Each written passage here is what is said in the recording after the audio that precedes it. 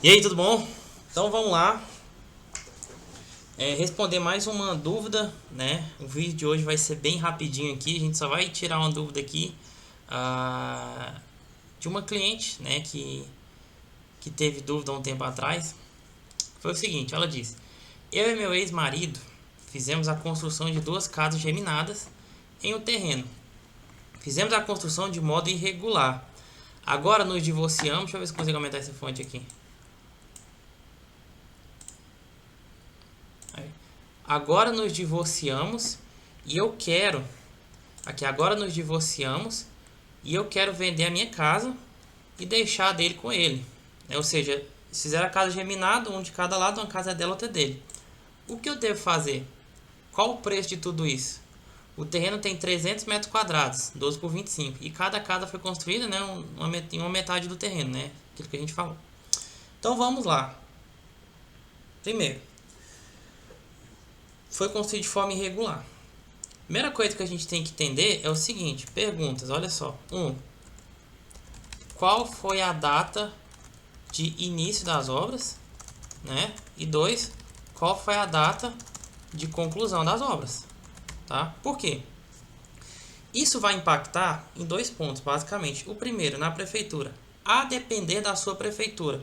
Então, o primeiro passo, sim, a gente teria que avaliar, por exemplo, na legislação municipal, como que diz a respeito da sua legislação para essa regularização. Por exemplo, na prefeitura de Goiânia, obras então feitas, se eu não me engano, acho que até março de 2022, seria alvará de regularização, né? Então, se por exemplo, vamos supor que a sua obra foi finalizada em 2019, né? Aqui, se fosse em Goiânia, alvará de regularização, entraria com o processo de alvará de regularização, tá? Então qual aqui? Conclusão, né? 2019. Opa. É. Qual foi a data então de início, né? E a data de fim? Aqui é importante o seguinte: não existe obra regular que não tenha um projeto aprovado. Toda obra precisa ter um projeto aprovado. Toda obra. Independente do tipo de alvará que você for dar entrada, tem que ter um projeto. Então, isso tem que ter um projeto. Depois a gente vai fazer um vídeo bem bacana, falar a respeito de embargos. Embargos. Por quê? Porque, por exemplo, até aqui em Goiânia existem casos de obras, e isso pode acontecer, obras podem ser embargadas mesmo após a finalização da obra, tá? Por quê? Porque não teve o projeto aprovado. Então a obra tá lá, vai estar finalizando, pá. Não, mas já tá 99% pronta. Embargo. A obra é embargada, entendeu? Obra embargada porque não teve projeto aprovado. O que tem que fazer? Corre. Tem que correr para aprovar o projeto, tá? Então, o primeiro passo, que a data da conclusão vai influenciar isso.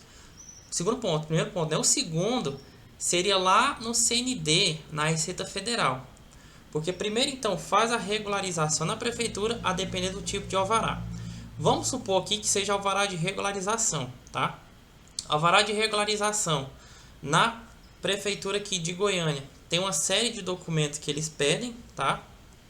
Um deles é levantamento arquitetônico feito por um engenheiro ou arquiteto da sua edificação, documento pessoal do dono, se for pessoa jurídica também cartão CNPJ, tá? Então, a série de documentações, né? E então é feito. Depois que é feito então esse alvará lá na prefeitura, tem que ir na Receita Federal, né? Eu falo, e não necessariamente de modo presencial, tá? Que esse processo é um processo que ele pode ser feito online, tá? Que é para tirar então a certidão negativa da obra, tá? De débitos da obra, que é a CND. Pegou então, olha só. Primeiro, a data de finalização, data de conclusão.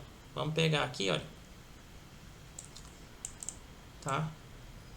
Então é isso aqui.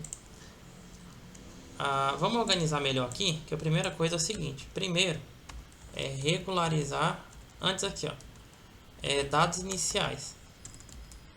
A gente tem que saber data de início e término da obra. Depois, olha só, regularizar na prefeitura. Depois, regularizar na Receita Federal, certo? Depois, regularizar no cartório, tá? Então vamos entrar aqui na Receita Federal aqui, por exemplo, supondo, né, alvará de regularização.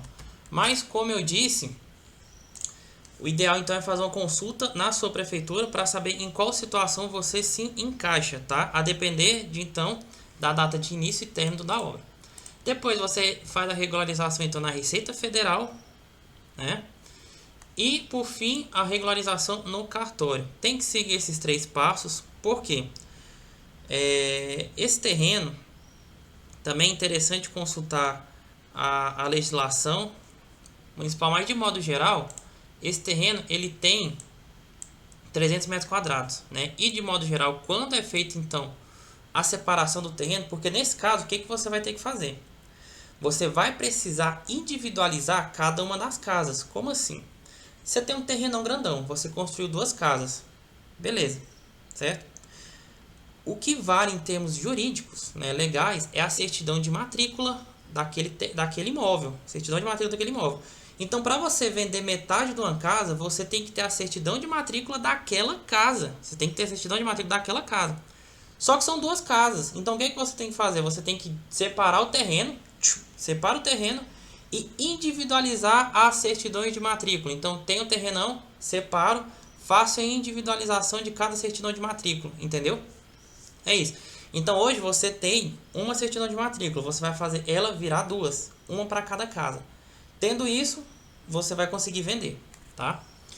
Então, regularizar na prefeitura, né? Supondo a vara de regularização, depois regularizar na Receita Federal e depois regularizar no cartório. Aqui um ponto interessante, tudo isso aqui você vai fazer do seu terreno inteiro, do terrenão com todas as obras lá, todas. Feito isso aqui, aqui no cartório, você vai também registrar, né, essa construção na certidão de matrícula do terreno grande, né? E aí aqui então você vai individualizar as certidões de matrícula, tá bom? Ah, mas por que isso aqui é feito? Ah, mas eu vi que desmembramento é lá na prefeitura, né? Desmembramento é na prefeitura. Por que você está falando de cartório? Porque é o seguinte, o tamanho do seu terreno é 300 metros quadrados. E como eu disse, isso depende de legislação, mas assim, de modo geral, um terreno ele não pode ter menos que 250 metros quadrados. Isso quer dizer que quando você pegar esses 300 metros quadrados e dividir, certo? Cada terreno ficaria com 150 metros quadrados, certo? Não pode acontecer, de modo geral isso não pode. Então você vai ter que ir no cartório você vai ter que fazer uma instituição de condomínio. É isso que tem que acontecer, tá? É isso que tem que acontecer. Instituição de condomínio, tá? Instituição de condomínio, tá bom? De modo geral é isso. Por fim, você perguntou aqui a respeito assim do preço, né? Quanto que custa tudo isso? É muito difícil dar um orçamento assim extremamente preciso, porque isso depende um pouco de cada região, tá? Depende um pouco de cada região. Mas assim, de modo a grosso modo, vamos dizer assim, tá? Considerando aqui então um terreno de 150 metros quadrados, supondo que você tenha casa construída de área construída de mais ou menos 80 metros quadrados. Então isso aqui estou estimando, tá? Estou estimando.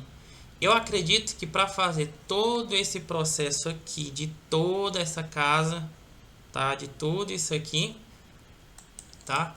Deva ficar na faixa de 10, essa faixa aqui, de 10 a, não tá funcionando, aqui, de 10 a 20 mil reais.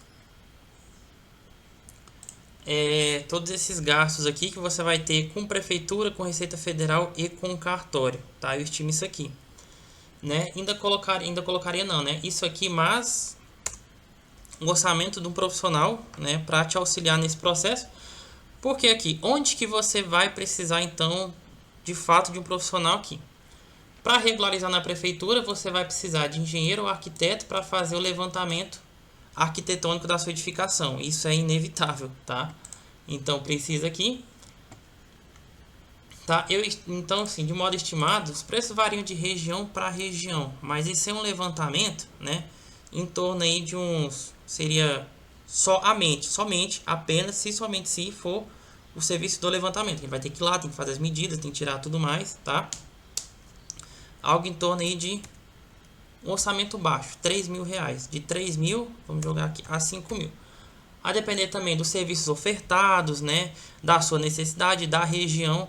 Eu acho que ficaria mais ou menos assim nessa faixa. De 3 mil a 5 mil reais, tá? Então, orçamento total estimado, 25 mil reais, tá? Como eu disse, isso aqui é a grosso modo, tá bom? Pode variar de região a região, né? Mas é isso. Okay, colocamos aqui intervalos bem altos, né? Aqui 20 mil seria o orçamento máximo, mas na verdade assim, de 13 mil a 25 mil. Agora sim, tá melhor. Isso aqui é orçamento estimado, tá? Acho que talvez deve ficar mais ou menos assim nesse intervalo. Lógico que isso aqui não é tudo de uma vez, vai depender tanto da negociação e tudo mais, né? Tem esse valor, claramente pode ser parcelado, tá? Mas é isso, tá bom? Espero que vocês tenham gostado, então. Até a próxima.